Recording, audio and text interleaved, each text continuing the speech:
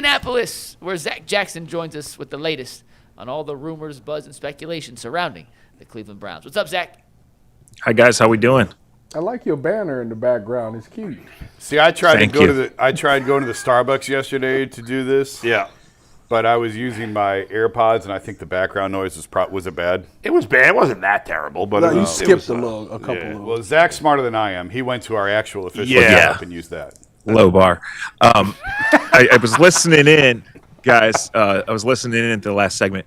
Deshaun's cap number for the Browns next year will be $50 million without a contract. The exact number I don't know, but it will be about $50 million for 2027. Just cut him. More than it will be this year. Just cut They him. can't now. afford to cut him. They can't afford to cut him, Bull, because if they literally cut can't him, it do would be 80. That's right. They have to reduce the number to become cap compliant. What a disaster. I still say they could have cut him. You could cut him, restructure it, spread it out over 2 years. If the Broncos could figure it out with Russ, they could have figured it out. They've just chosen not to. No, they already did that. They did it similar. I mean, the Broncos ended up with $55 million in dead money, which was a record. Their Browns are just stuck sitting on 130 still for Watson, and that's why he has to be on the team. They would have to have cleared out a bunch to swallow 80 and cut him this year. So the dead cap is So the cap is 35 this year, 50 next year, and then the year after that, it's another like 30. 30, yeah. Those are approximate numbers, but Yeah. that's close. Yeah. Oh my God, for a player, that's a 30 to $50 million cap hit for 3 years in a row for a player who is probably not going to play, and if he does, is probably going to play poorly. 5 years in a row, because last year his number was 30-some million to not play. Zach, on my way well done. in, I was on Twitter because you got to believe everything you see on Twitter. I seen that Chicago is in talks for DJ Moore. Is the Browns somebody that would think about trading for DJ Moore? Absolutely they are if that becomes available. DJ Moore's been a good player for a long time. No, I think the Browns would probably prefer younger and maybe a little bit cheaper, but outside of A.J. Brown, I think the Browns are in on every receiver that's available. I think one of the things I feel like they have to do is go add some veteran presence to that. So, depending on what the price is, they might just decide to go for a lesser player. Michael Pittman's going to get cut or traded. There's going to be some sort of shakeup in Buffalo at the receiver group. Maybe Keon Coleman will be available. Maybe he won't be. And we know that Brandon Ayuk is a guy they've chased in the past. We don't know what his situation is. So they're going to be in on that. But, yeah, DJ Moore would be, on any list of 5 or 6 good players because that would be a guy that would come in and add legitimacy to this group. Harrison and Marvin Harrison and Brian Thomas Jr. are younger, so they would fit better. I mean, would you give up the late first round pick for one of those guys? Chris Olave, go Bucks. Yeah, that's a good question. Olave is probably not going to get to leave New Orleans, and he's going to demand a lot of money if he does hit the market. Yeah, I think you probably would try not to give up 24, give it back to Jacksonville. You'd probably try to go lesser than that. But the thing with those guys, Bull, is they're still under their rookie contract for 2 more years. So that's very attractive to get, but you're going to pay up to get it. So you're certainly not paying a 2 for Marvin Harrison. He just hasn't done anything. But for Brian Thomas Jr., if they want to move on from him, it's a little bit buyer beware, but it's a guy that makes a lot of sense. Zach, I don't know if you were listening when I asked this, but what is the plan? Just in general, what is the plan? Yeah, so it's a fair question, and I think you could go back to last year and say the plan at quarterback, the most important plan, was made up as it went. And that was quite obvious because they drafted Dylan Gabriel and followed that by drafting another QB, right? This year, I think the plan is to go get Malik Willis, right? And if that doesn't work, then the plan is to trade for Anthony Richardson or go about somehow getting another guy in here to compete. When he talked open competition and, wanting to judge these guys and get them on the field and, basically use OTAs and maybe just the start of camp, he means that. But I can guarantee you the competition is not just Shedeur versus Deshaun. It's either Malik Willis and it's not a competition, or it's Shedeur versus Deshaun versus someone else. And they're out here this week deciding, do they want to be in the Ty Simpson business, the Garrett Nussmeier business? They're talking through trade costs on these guys and who might become available. There's whispers that Derek Carr is coming back to the NFL, right? Nobody knows where Malik Willis is going to go, but the Browns are going to be in on that. And if they don't get it, then it's on to plan B, and that's what they're shuffling through right now. It's just there's no way it's going to be Shedeur versus Deshaun. So that's what people are talking about now because that's what was talked about here, and that's who's on the roster right now. Yeah. But the roster is going to get additions, if not significant upgrades, sometime in the next 2 weeks, and then maybe again in 2 months. Zach, I feel like over the last week, even since you and I spoke yesterday, it seems like you think the Browns are more and more interested in Malik Willis. Has there been new information over the last 24, 48 hours? No, I just think that the number of realistic teams that are going to go after him is small, and they're going to have a chance. They're going to be on that short list. Now, will he ultimately choose someone else? And if Pittsburgh goes after him, does he probably go there? A lot of people here are saying Atlanta. He might be ready to move on from Michael Penix. So the Browns are going through every single option. That's what you have to do anyway. And they're getting ready for plan B or C to the pivot. But I think they're ready to make the pitch and make the push. And if you have to pay $40 million in guarantees, you have to pay $40 million in guarantees. He's basically like a draft pick. He's only 2 years older than Nussmeier and Simpson. And he's played in the league, but he's only made 6 starts over 4 seasons, right? He came in as a developmental kid who played at Liberty, who was a multi-year starter but had a long way to go. Tennessee gave up on him. Green Bay took the training wheels off, and I think the light came on. So I think that they view him as like, hey, we're at the 6th pick. Even if we were at the 2nd or 3rd pick, we wouldn't have this kind of option. I think they're going to go try to get him, and we'll see. I think we'll know right away on March 9th, maybe even before that, where he's going to go. But they're going to be on a short list. What are you hearing about the Browns with the 6th pick? Do you think it's offensive tackle or is it more wide receiver? I think it's offensive tackle, Tyvus. Those guys just got here yesterday. The offensive linemen just got here last night. The receivers are here today. They'll be through the media room and stuff tomorrow, and their workout is on Saturday. So the defensive guys go first here. That's just how it goes. But as far as meeting these guys, getting the real measurements, getting the medicals on all that, and really setting how it goes, we'll see. I think what happened with the trade today is the Jets kind of reinforced the obvious. They're going defense at number 2. And is Tennessee going to go offense? What are the Giants going to do at 5? We don't know. So I think between Maniua and Spencer Fano, those are the top 2 tackles. This guy named Monroe Freeling, younger guy from Georgia, is going to rise quickly. And so the Browns will, meet these guys, get all the real information, and kind of set their priorities from there. But I feel pretty strongly that they'll try to trade down. And if they can't, or if their number 1 clear-cut tackle is there, that they're going to go tackle with that first pick. I tend to agree with the trade down thing. I thought they knocked it out of the park last year. I thought that was tremendous value to go from 2 to 5, especially when Jacksonville was not coming up for a quarterback. What is realistic? I don't know that they're going to get a 27-1 because I think teams are going to try and hold those more. So what does a realistic to you? What does a realistic trade down look like? You pick up an extra 2 and then an extra middle, and you try to use those next year to move up if you need to, right? So, you're right. The only way they're getting a 27-1 is if they go down 10-ish spots. It could be 8, could kind be of 12, like the Julio Jones, right? Like what they did with Julio Jones. Yes, but if they were to move down, say 3 spots, 5 spots, you're going to get a 2, and they can ask for a 27-2, to make that happen, and then you're going to be somewhere like in a middle round swap. And I think the strategy that Barry has employed is to add these 5th rounders because they're valuable in chasing veterans, and they're valuable for making moves. So, I'm not ruling out. We know they're not going to 2 this year, right? But in terms of a trade down, using that to leverage future, trying like crazy at both first-round picks to trade down and add ammo, we'll see. When I do my mock draft next week, it's not going to have the Browns drafting. It's going to be with the assumption that they added a veteran quarterback, and that this draft is used for offensive tackles and then wide receivers, and then everybody else. A pretty big gap from those top 2 positions. It's going to be fascinating to see what happens, and free agency will certainly be here before you know it. Go ahead, Mike. Zach, I always like asking people who are at the Combine. You're having conversations with people, not just with the Browns, but with all teams. What is the thing you're hearing the most about Cleveland, whether it's a tie to a player, a situation that's unfolded? Just what is the league saying? The owner's a about the buffoon. Browns right now? Yeah, and anything above.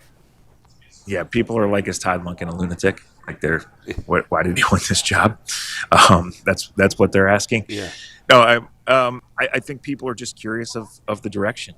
I think people are wondering how the GM survived, and I think people are like, what is the timeline? What's going on with Shador? I mean, it's the 2nd straight combine that the people are talking about Browns and Shador. So it's out there. And I do 100% believe to an extent that Todd Monken thinks Shedeur has some ability. I also 101% believe that the Browns are not going to just hand him the keys and say, go win the job. There's a lot of different paths that this can go. They do think he's worth developing. I have a hard time believing he's going to be their starter on November 1st this year, but I don't know. It's a new start for him. It's a new start for the offense. And I think their priority list starts with replacing him. But if that doesn't happen, and there's a strong chance that it won't, then he's in the mix and he's competing. I don't think the Watson piece of this is realistic. That is the last resort. So is it Shedeur? Is it trading for Anthony Richardson or Tanner McKee? Is it drafting one of these guys? Is it some surprise move for someone else? Brown's history says they're going to need multiple quarterbacks, right? It says who knows where the competition is going to go. But, I think Shedeur is going to get every crack at it. I just know that plan A or plan B is not, okay, let's see him, let's ride him here, because I just don't think that that's what they're trying to do at all. What's your gut feeling on Bitonio right now? My gut feeling has always been that he was going to retire, but I think that he is wavering. I think the Browns, are putting on a press that we would love to have you as we make this transition. We know you've done a lot for this franchise, and we're willing to pay you again. So that date is significant because it's the day before the actual start of the league year. If he does retire or does move on, he will be technically released post-June 1 on March 11th. So having the decision by then is not only for that, but it's also so, by then the Browns will know if they got Malik Willis or not. They'll know if they got Rasheed Walker or not, and they'll have to plan their cap accordingly. And Joel has a lot of dead money that he's carrying out the door, or that it's going to get restructured into a new contract and pushed further down the road. I was listening to AB talk about, I want to say he was talking about Chicago and how they was able to fix their offensive line. But obviously that involves some trades. Is there some linemen that's Browns thinking about trading for? Yeah, I think they're doing their research on all that, Tyvis. I think basically you have to draft your tackles, right, and use free agency or trades or later waves of free agency to get interior guys. Underrated signing for them. They got Ethan Pochik in the second wave of free agency 4 years ago. He turned into a really good player for them. So, the Bears traded for 2 guards. I don't see the Browns doing that, but especially if Bitonio does move on in some form or fashion, then they're going to be on it. And they're going to be looking for experience at tackle too. Because even if you say, okay, we want to play 2 rookie tackles, like getting those guys ready to play in September is scary. And they're going to cut Cornelius Lucas. And they have DeJuan Jones under contract, but he's never stayed healthy. So they have to be more prepared than they were last year when they were scrambling and had to trade for KT Leviston in late August. And if they played a game today, KT Leviston would be their starting left tackle. That's terrifying. Zach, I saw you tweet yesterday that after Monken did his traditional podium session, he had a little sidebar with reporters, dropped a couple explicitives, which, as you said, I'm going to read from What's an your quote explicitive, exactly. Mike? An explicit, that's a bad word, right? Expletive. Oh, expletive. Sorry, words are not my strength. Sorry. I'm going to steal a line from Zach's tweet, but he said season tickets phones are ringing off the hook after that performance. How much different? I know it's early in Todd Monken's tenure as head coach of the Browns, but how much different do you get the sense that he is with the media versus what we've become accustomed to the last 6 seasons under Kevin Stefanski? Oh, night and day, 100% different, whatever cliche you want me to give. He's blunt. He's high energy. And Kevin was up there thinking of ways to not answer the question. Kevin once told me that he said, please don't take it personally. I'm just going to prefer to ask to answer the question I wish you would have asked rather than the one that you asked. Todd doesn't have that mindset, right? Todd's mindset is, okay, let's talk about it. So that doesn't mean he's going to throw his players under the bus or say wild stuff just to say it, but he's going to shrug his shoulders. He's going to say the S word, right? He's going to say, hey, we got a lot of work to do here. There's a reason we've been where we've been. So that is refreshing. It's high energy. I think the fans like it. I think we like it. Those of us in the scrum and sitting here talking about it. And again, we'll see where it goes, because right now is the honeymoon period and everybody's like, let's get behind Todd Monken. Let's see. So let's see what Todd Monken looks and sounds like on October 5th. Yeah, I have no idea what kind of head coach he's going to be, but you and I were talking about yesterday. It is cool for him. He's always wanted this opportunity for him to get it at this point in life. He looked like a kid in the candy store yesterday doing the car wash when he was done with us, and I watched him go over the ESPN set, and then I don't know if he did Rich or whatever, and the CBS set and all the different sets that he went to. It looked like he was having the time of his life. For sure. And I guess on one of them he said, I got this hoodie that I'm wearing because the Ravens had given us a Nike gift card, and I knew they were going to fire us the next day. So I called Nike and I used it. So, like, awesome. It's just little things like that, right? Like, I mean, we knew Kevin was getting fired, but we really knew on that last Friday press conference when he finally told a human story about David Njoku from 6 years ago. And that's Todd. Todd's if you're going to put a microphone in front of him, he's going to talk about what he's been doing. He's going to talk about what he's been working on. He's going to talk about who he just talked to and what they talked about, So it's refreshing, and it's certainly a completely different energy than came from that podium before. How was last night? What time did you go to bed? Way too late, Jason. Way too late.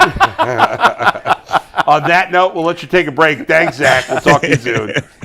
Thanks, guys. You know what's funny about the combine and what it's become is it used to be the report. There's this sports bar inside the JW Marriott called High Velocity. Right. Okay.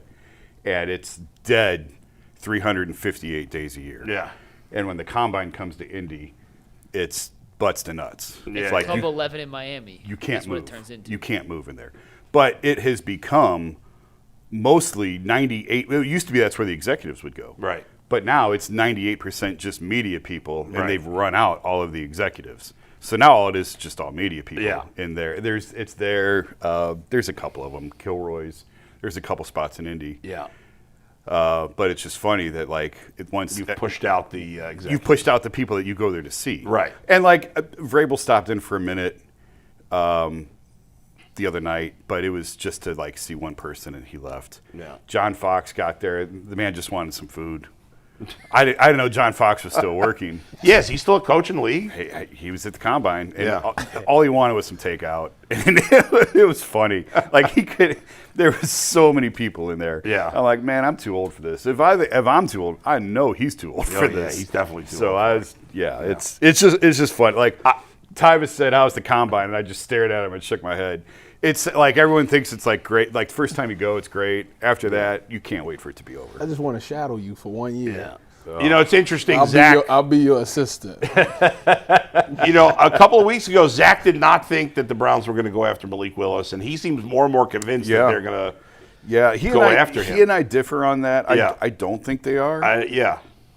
We're all guessing. Sure. We're all guessing. But I understand his reason. But you and he have it's a more educated guess because you were talking to people that most people can't talk to. Yeah, But- and see, I think he and I are looking at this separately. I think he's looking at this as what's the market going to be for Malik and the Browns' appetite for risk, which obviously is pretty high. Yeah. And I'm looking at it more of just based on talking to people who understand how the Browns operate and where they are. Right. And so